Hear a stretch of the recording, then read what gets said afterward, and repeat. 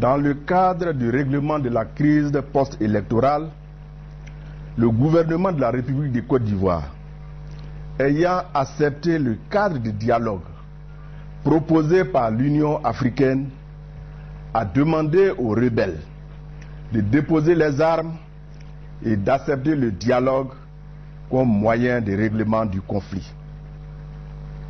Malheureusement, le lundi 26 mars 2011, après 3 mois d'essais sans succès de prendre possession des sites stratégiques d'Abidjan, les rebelles se sont repliés sur les fronts est et ouest de la zone gouvernementale et ont attaqué simultanément ces 2 fronts avec l'appui aérien et terrestre des forces de l'ONUCI. Ainsi, sur le front ouest, après le repli des forces de défense et de sécurité, une barbarie sans nom s'est abattue sur les populations ouest, occasionnant plus de 1000 morts. Il s'agit là d'un vrai génocide. Le gouvernement, à cette occasion, se réserve le droit de saisir les instances judiciaires compétentes. Aujourd'hui, dimanche 3 avril 2011, à la cathédrale de San Pedro, les rebelles ont fait irruption dans l'église en ouvrant le feu. Bilan 10 morts. À Daloa, Lakota, Bayota, Ouragayo, Boisflé, les pillages systématiques des rebelles et des prisonniers qu'ils ont libérés et armés sont suivis d'élimination physique de toutes les populations qu'ils jugent ne pas leur être favorables.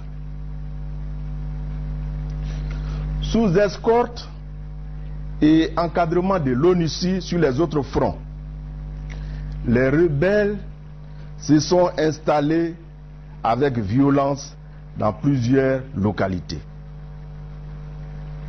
Ils ont procédé à la libération et à l'armement des prisonniers, au pillage ciblé de magasins et de domiciles, à l'incendie et à l'élimination physique des populations.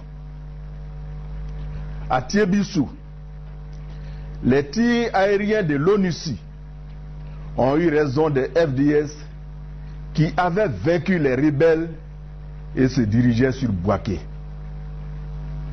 À Abidjan, tous les sites stratégiques de l'État ont été pilonnés par les hélicoptères et les chars de l'ONUCI.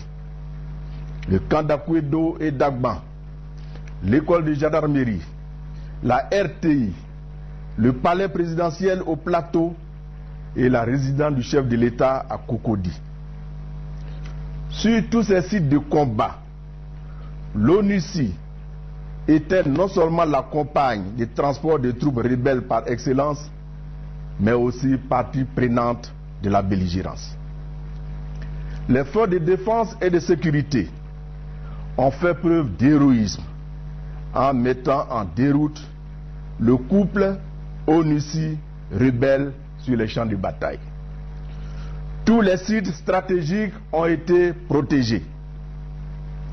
Les rebelles, en errance après leur déroute avec les prisonniers libérés et armés, ont procédé à un pillage systématique et ciblé des magasins, des maisons, des boutiques à Angré, Marcouri, Koumassi, boulevard Giscard d'Estaing et j'en passe. Après l'échec du couple rebelle-ONUCI, la force licorne a décidé d'entrer en jeu en faisant main basse sur l'aéroport d'Abidjan et faisant débarquer dans la nuit du 2 au 3 avril 2011, 7 Transvaal de l'armée française transportant un contingent de plus de 700 bérets verts de la Légion étrangère française avec des engins blindés, des caisses de munitions et des armes. Depuis ce matin, les hélicoptères des forces Licorne ont commencé leur balai aérien de transport des troupes rebelles qui les déversent à plusieurs endroits de la ville d'Abidjan. Le ministère de la Défense et le ministère de l'Intérieur, ainsi que les forces de défense et de sécurité, informent la population que nos forces de défense et de sécurité restent vigilantes et déterminées à barrer la route à l'imposture et à cette tentative de recolonisation et d'asservissement de notre pays. Le ministre de la Défense et le ministre de l'Intérieur tiennent à féliciter les forces de défense et de sécurité de Côte d'Ivoire et les assurent de la confiance du chef de l'État, son Excellence M. Laurent Gbagbo. Nous saluons la bravoure avec laquelle nos soldats ont fait front. C'est pourquoi nous appelons le peuple de Côte d'Ivoire à les soutenir sans faille et à leur apporter assistance en tout moment et en toutes circonstances. Nous demandons aux populations de Côte d'Ivoire, et particulièrement à celles vivant dans la ville d'Abidjan, à se mobiliser pour défendre la patrie. Nous félicitons vivement les braves populations d'Abidjan et de partout en Côte d'Ivoire et les encourageons à continuer la mobilisation exceptionnelle dont elles n'ont cessé de faire preuve depuis le déclenchement de cette crise. Et cette mobilisation autour des institutions de la République, notamment le palais présidentiel au Plateau et la résidence du chef de l'État à Cocody. Nous demandons donc à toutes les populations de se mobiliser, de sortir pour protéger la Côte d'Ivoire. En avant pour la victoire et que Dieu bénisse la Côte d'Ivoire. La Côte d'Ivoire, où un peuple fait face à la fois à l'armée française de la force Licorne, à la force onusienne, aux mercenaires de la sous-région ouest-africaine et aux rebelles d'Alassane Dramane Ouattara. À l'Occident, les caisses à résonance de l'État français ont décidé de cacher la réalité du terrain, mais il est difficile de cacher le soleil de la main. Comme ici, sur cette chaîne de télévision canadienne, on a décidé de donner les faits. Et en Côte d'Ivoire, la bataille d'Abidjan fait toujours rage. Les troupes d'élite de Laurent Gbagbo opposent une résistance acharnée aux combattants de son rival Alassane Ouattara autour de sa résidence et du palais présidentiel. J'en parle avec Sophie Langlois. Sophie, vous revenez de Côte d'Ivoire et Laurent Gbagbo ne semble avoir vraiment pas l'intention de quitter le pouvoir. Pas du tout, Azeb. On parlait un peu plus tôt à son porte-parole qui nous affirmait que Laurent Gbagbo a l'intention de résister tant et aussi longtemps qu'il sera attaqué. Alors, ce sont des troupes d'élite. Il serait encore 4 à 5 000, peut-être plus, militaires restés fidèles à Laurent Gbagbo qui défendent acharnement le palais présidentiel et la résidence où est retranché Laurent Gbagbo avec son équipe. Une résistance qui est avec un certain succès, on doit dire, parce qu'ils ont réussi à reprendre la radio-télévision ivoirienne et à repousser l'assaut contre la résidence présidentielle. D'ailleurs, les troupes, les forces pro-Ouattara, qui ont pourtant conquis le pays en moins de 4 jours, clairement ont frappé le mur de cette résistance en plein cœur d'Abidjan aujourd'hui, car ils ont été obligés d'admettre en fin de journée qu'ils avaient été forcés à un repli. D'ailleurs, en parlant au porte-parole du gouvernement de Laurent Gbagbo, il nous disait qu'il est évident que cette offensive est activement appuyée par les forces de l'ONU, car ils sont convaincus que les rebelles pro-Ouattara n'avaient pas les moyens de faire une telle offensive seuls. Les accusations du pouvoir sont bel et bien fondées. Comme ici, un hélicoptère Puma de l'armée française descend des snipers dans la commune de Marcory, au sud d'Abidjan, vu qu'il est impossible pour eux de traverser le plateau, quadrillé par les forces de défense et de sécurité de Côte d'Ivoire.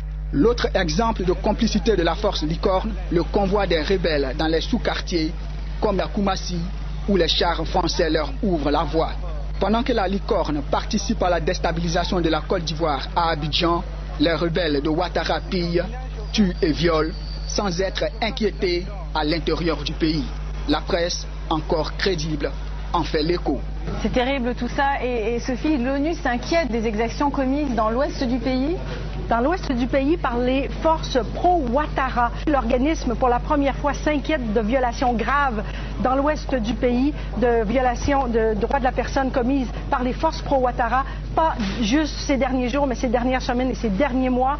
On parle de massacres épouvantables de femmes enceintes et de bébés. Ah, c'est terrible tout ça. Merci beaucoup, Sophie. Malgré tout, quand on observe la foi des Ivoiriens et leur détermination à défendre leur honneur et leur souveraineté, on peut dire avec l'avocat français Maître Vergès, la Côte d'Ivoire sera la tombe de la France-Afrique. Yopougon, quartier Ségbé, samedi 2 mars 2011, il est 14 h. Les jeunes patriotes se rassemblent pour rallier le plateau à l'appel de leurs différents leaders et avec l'assurance. C'est une commune du plateau en plein ratissage des forces de défense et de sécurité de Côte d'Ivoire que les jeunes patriotes ont rallié. Sur le pont Félix Houphouët-Boigny, lieu de convergence, le danger reste permanent. Un rebelle embusqué tire dans la foule. Couchez-vous! 2 patriotes sont touchés, un à la hanche, un autre à la cuisse. Rapidement évacué par les forces de défense et de sécurité au CHU de Cocody, de sources hospitalières, la vie de 2 patriotes n'est plus en danger. Nous disons ici et maintenant que la Côte d'Ivoire est libérée et à jamais. Nous sommes prêts. Quelle que soit la bombe atomique, nous allons libérer la Côte d'Ivoire. Ces tirs des rebelles embusqués n'entachent en rien la détermination des jeunes patriotes à garder le pont Félix Houphouët-Boigny sous leur contrôle. Des prières et des chants de louanges au Seigneur ont meublé toute la nuit de ce samedi. Ce dimanche 3 avril à 7 h, les jeunes patriotes de samedi soir ont été relayés par d'autres venus de plusieurs communes du district d'Abidjan. À la résidence du chef de l'État, les Ivoiriens se sont retrouvés nombreux pour témoigner leur soutien au président Laurent Gbagbo. Ange Gossé. Des milliers d'Ivoiriens ont répondu à l'appel de la mobilisation pour la défense des institutions de la République. Dans plusieurs quartiers d'Abidjan, ils ont bravé les tirs assassins de la rébellion, de la Licorne et de l'ONUCI pour manifester leur soutien à la souveraineté de la Côte d'Ivoire. Moi, je suis à Bobo, c'est l'ONUCI et la Licorne qui combattent contre les Ivoiriens. Ils sont toujours avec les rebelles, ce sont eux qui nous combattent. On ne veut plus d'eux. C'est Dieu qui combat pour nous. Mais ils n'ont qu'à continuer et ils verront Dieu en face d'eux. Et ce qu'ils ont vu en bas là, c'est petit. C'est les plats qui sont versés là-bas. Ils ont occupé à Bangrou, ils ont occupé Daloa, ils ont occupé Gagnoa. Ah, on va où? On ne sait plus si c'est le vent qui fout ou bien si c'est l'homme qui est en train de prendre comme ça. Après, en un temps de quoi ils ont tout pris. Mais il nous reste quoi? Une seule rue d'Abidjan quoi. Mais le Seigneur, à la dernière minute, il dit les petits, vous allez sentir que je suis là. Alléluia.